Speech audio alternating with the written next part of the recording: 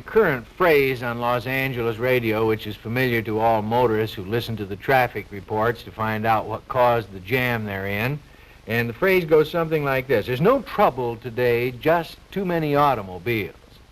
Now, no one familiar with Los Angeles will argue with that. The question is, why are there too many automobiles? We've had any number of logistical and sociological explanations, but I submit that we have persistently failed to credit the source of supply, the automobile dealer. Over the years, he's made his product so irresistible and so easy to acquire that two-bedroom families now need three-car garages. The man who lives in this Brentwood house must share the credit for this condition, though he may be too modest to claim it. His name is Ralph Hamlin, and he's retired. But before he retired, for many, many years before, he was an automobile dealer. He was, in fact, one of the pioneer automobile dealers of Southern California. And in this building, you see him entering. He keeps the proof.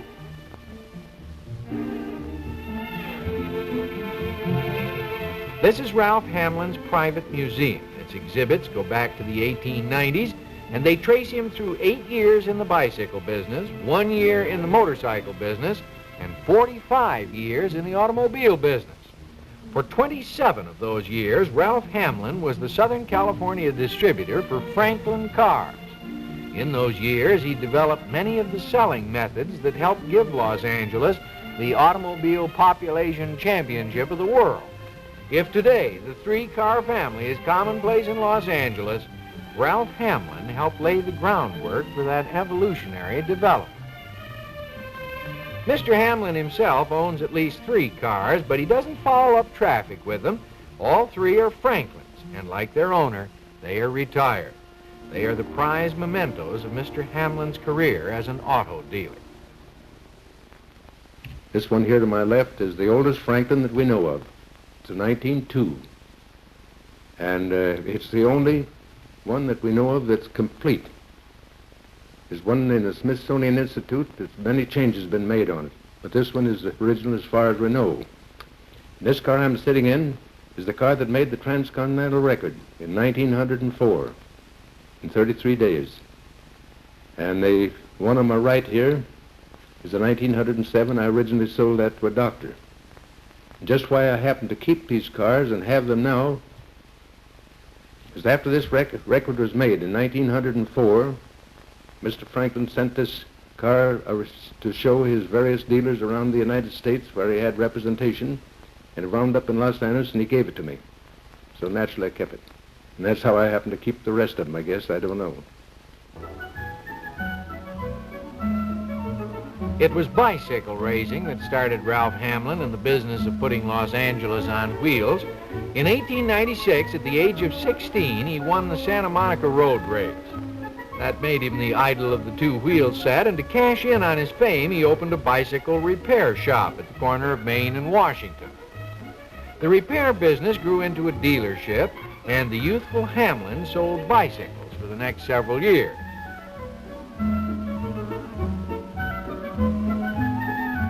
In 1902, he blended the principles of the bicycle and the motor vehicle into the first motorized float ever seen in the Pasadena Rose Parade. Hamlin soon graduated from bicycles to a very early example of the power and beauty of the horseless carriage. In 1904, took the agency for a little cycle car called the Orient Buckboard. Little 3.5 horsepower. Sold quite a few of them. And in this same year, this little car I'm sitting in was driven across the United States at a record time of 33 days, which broke the previous record held with a Winton, which was 66 days. I was so impressed with this great showing of this little 10 horsepower car that I was able to get a hold of the Franklin as a Franklin distributor for Southern California, and was their distributor until they went out of business in 1932. But it's easier and more quickly told than it was done. In the early days, you had to prove your car before you could sell it, and that's how Ralph Hamlin accumulated this case full of trophies.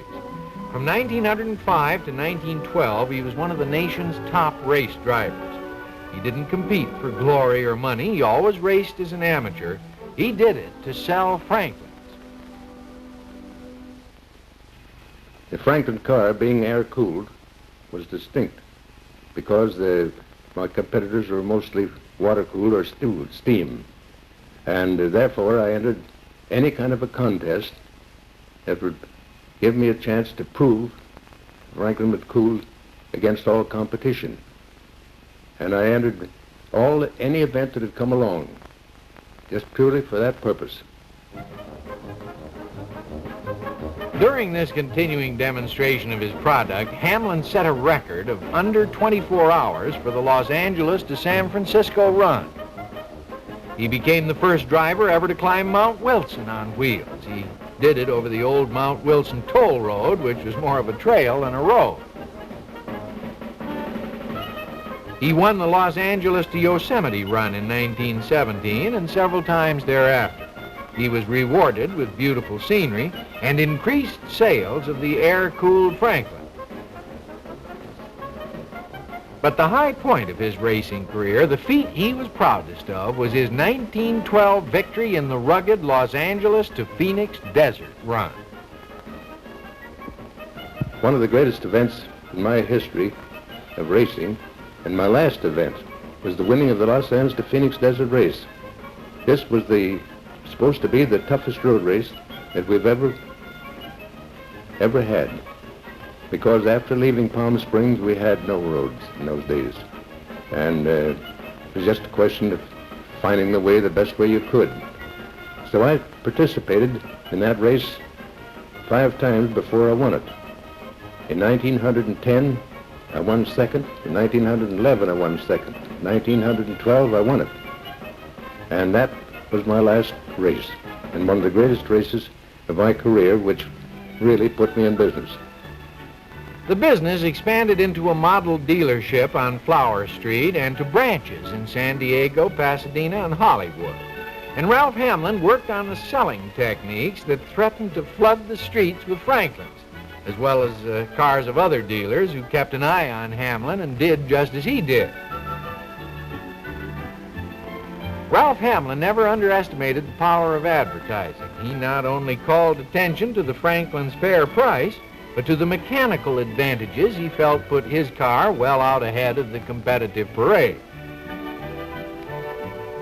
The Franklin continued to cooperate with him by continuing to prove itself. In the early 1920s, in what may or may not have been a stroke of genius, Ralph Hamlin made it easier than ever before to drive a Franklin, if not to really own one. He introduced time payments to the Los Angeles automobile business. He sold so many cars that way, he was forced to do something about the ones coming in trade. So used car ads began to appear over the Hamlin signature. Ralph Hamlin's leadership was publicly acknowledged. His own company twice honored him with full-page ads proclaiming him the leading seller of Franklins in this nation. Newspapers cartooned him in the 1920s as peddling his merchandise from a handbasket, which may have been prophetic, for everyone knows where things go in a handbasket, and the Franklin finally went. Franklin Company continued to do a wonderful business until the crash in 1929. And they had their troubles the same as all the rest of the companies. And in 1932, went into federal bankruptcy, or they were unable to get money. And then when they went out of business, I was compelled to close 3 of my branches in Pasadena, San Diego, and Hollywood, and confine all my business to my downtown outlet. Hamlin wound up after World War II selling other makes and finally auto parts before retiring. He has no regrets, for aside from being 86 years old and having earned the right to relax, he isn't too happy about what's happened to the business he pioneered. I wouldn't care to be in the automobile business today. I retired in 1950, and since then it's become so terrific competitive on account of volume. The manufacturers are making it very tough on the dealers. I think the terms today are unreasonable. Why they have 3 and 4 years, I don't think it's safe.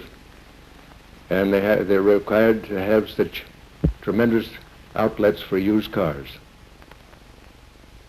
Well, it may be that, like the Sorcerer's Apprentice, Ralph Hamlin would have liked to slow down our flood of cars before it reached the saturation point.